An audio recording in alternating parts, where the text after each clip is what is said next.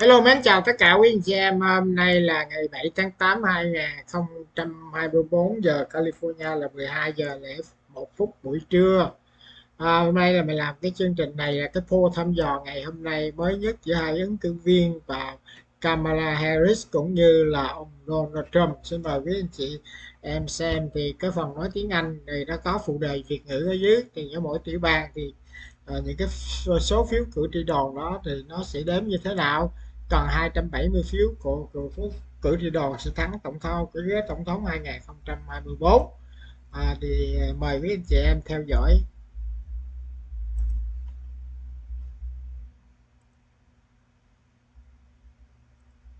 A decision that could skyrocket Donald Trump's chances of winning the 2024 election for two main reasons. First of all, Governor Tim Walz has been someone who is firmly liberal, which does not add much to the Kamala Harris ticket because this is essentially the same line of criticism that Kamala Harris has been facing. Additionally, the Minnesota governor is not a historic overperformer.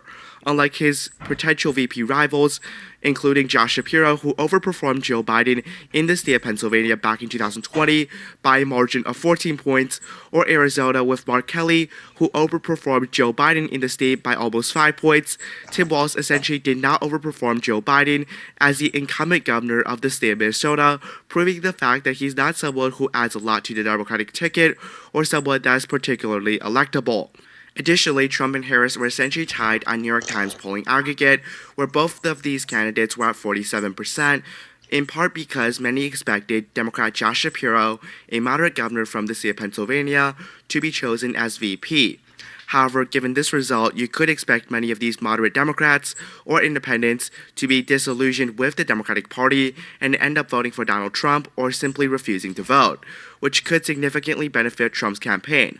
But how would that be reflected on an electoral college map? In today's video, we will find out. Looking for an ultra-powerful robot vacuum? Dyson has introduced the 360 Viz Nav Robot Vacuum, which Dyson says packs twice. Now filling in the Electoral College map, I'm going to start off with former President Donald Trump's safe states, the states of Idaho, Utah, Wyoming, the Dakotas, Montana, Nebraska's at-large 1st and 3rd districts, Kansas, Oklahoma, Arkansas, Louisiana, Mississippi, Alabama, Tennessee, Kentucky, West Virginia, Indiana, and Missouri are all states that are considered safe for the former president. Additionally, he will carry the states of Alaska, South Carolina, and Iowa and Ohio as safe states, states that he did not carry by safe margins back in 2020. Now, Kamala Harris has her fair share of safe states: Washington, Oregon, California, Hawaii, Maryland, Delaware, Connecticut, Vermont, New York, Massachusetts, Rhode Island, Maine's 1st District, and the state of Illinois will be considered safe, as well as that the District of Columbia, boosting Kamala Harris up to 167 Electoral College votes against Donald Trump at 148. I'm going to now give Trump his likely states. Now going to former President Trump's likely states here. First off, in the state of Florida, this is a likely state for President Trump because of the fact that this was a state that voted for the Republican Party in the governor's race back in 2022, as well as the Senate race by double digits. Incumbent Governor Ron DeSantis, the Republican, fended off former governor and Republican governor and now Democrat Charlie Crist by nearly 20 percentage points. Republicans have been consistently improving in Florida thanks to the Hispanic and especially Cuban population around Miami-Dade County, as well as some of the other counties across the state.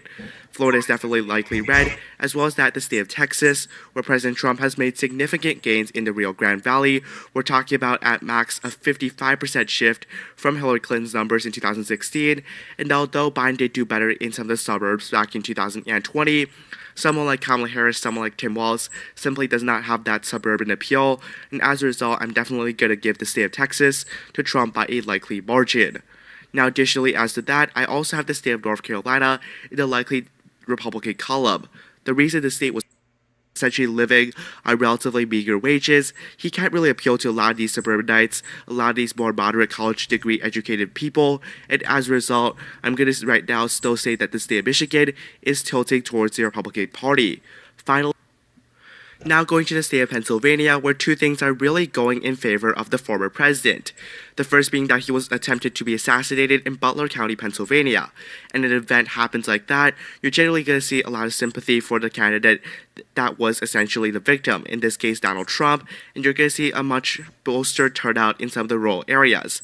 And secondly, many Pennsylvanians would be disappointed that their governor, especially the Democrats, that their moderate governor, Josh Shapiro, was not selected to be the VP.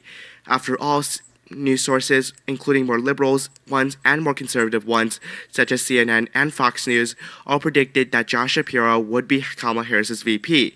However, given that Tim Walz was selected, someone who's drastically different politically from Josh Shapiro, that could be a problem and could cause a fallout for the Democratic Party in the state of Pennsylvania.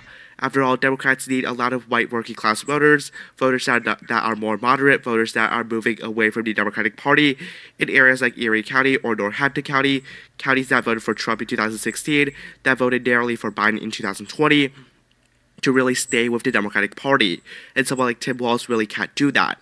Additionally, counties like Chester County, counties like Montgomery County, right, these are also relatively more white-collar counties, counties that are generally more moderately in the Democratic column, more establishmentarian Democrats. You're not going to see someone like Tim Walz really make a lot of people enthusiastic, unlike Josh Shapiro. I think if Josh Shapiro was the Democratic nominee for vice president, perhaps the state of Pennsylvania will be favoring the Democratic Party. But because they chose Tim Walz, I'm certainly going to give the advantage right now to Donald Trump, boosting him up to 313 Electoral College votes. Now going to the state of New Hampshire. New Hampshire is a state that is very fluctuating, a state that, again, it really can go either way because of the fact that there's so many independents in the state of New Hampshire who are definitely willing to vote both ways. Now, Tim Walz is someone who is certainly not very helpful because New Hampshire is known for being a relatively moderate state, a state that picks more establishmentarian candidates, at least in a general election, over candidates like Tim Walz. Now, obviously, Bernie Sanders was someone who did quite well in the New Hampshire primary back in 2020, as well as Pete Buttigieg, candidates that are more progressive than Joe Biden. However, statewide elected officials are generally more moderate or people who are willing to vote across party lines. As a result here, I don't believe that Tim Walz or Kamala Harris will do that well. However, this was a state that voted for Biden by 7, so tilt in the state of New Hampshire. Now going to the state of Maine, where again there's a very interesting election going there, where we see that, again, Democrats are able to do very well in Portland, as well as some of these counties, while the Republican Party has seen major improvements and gains in Maine's 2nd congressional district. In fact, in 2012, only one of Maine's about 20 counties actually voted Republican, being this county over here, while back in 2020, I believe 8 counties in the state actually voted for Donald Trump, while about 8 counties in the state voted for Joe Biden. So we see a drastic shift there. Nevertheless here, because the state did vote for Biden by 9 points in 2020, I just don't think a shift would be significant enough for the Democratic Party to lose the state of Maine, which brings Kamala Harris up to 225 and Donald Trump to 313. I believe that choosing Tim Walz as VP was a mistake for Kamala Harris. Tim Walz is not someone of a historic overperformer. He essentially ran even with Joe Biden in 2020, while someone like Josh Shapiro did about 15 points better than Joe Biden. Again, I think Kamala Harris made a severe mistake picking VP. If she had picked someone like Josh Shapiro, perhaps Pennsylvania would be in the Democratic column. If she had picked Mark Kelly, then Arizona perhaps would be in the Democratic column. But because she picked someone like Tim Walz, someone who simply was quite progressive, and someone who did not really differentiate from Kamala Harris, who was also labeled by some of these more moderate voters as someone who was too liberal, I believe that this was a fundamentally bad choice on Kamala Harris's behalf as well as her team on selecting VP, and as a result, I do declare right now that Trump is the favored in the 2024 general election. Thank you for watching. Thì cái poll ngày hôm nay thì ông Trump thì ông dự đoán cũng như là cái chưa có chính thức gì, nó dự đoán là 313 cử tri đoàn và bà Kamala Harris là 225, bà lừa ông phó tổng thống. Ông Tim Walz thì cũng không có thay đổi gì, ông ta cũng là một người cánh tả, cũng giống như bà mà đỡ hơn một chút thôi, nó không có giúp được cái gì hết. Thì đó là cái poll ngày hôm nay. Thì cái người mà nói trong cái bản tin này thì nói là nếu mà lựa Pennsylvania thì có thể là bà Kamala Harris và lấy được 19 cử tri đoàn ở đó. Cảm ơn tất cả quý vị.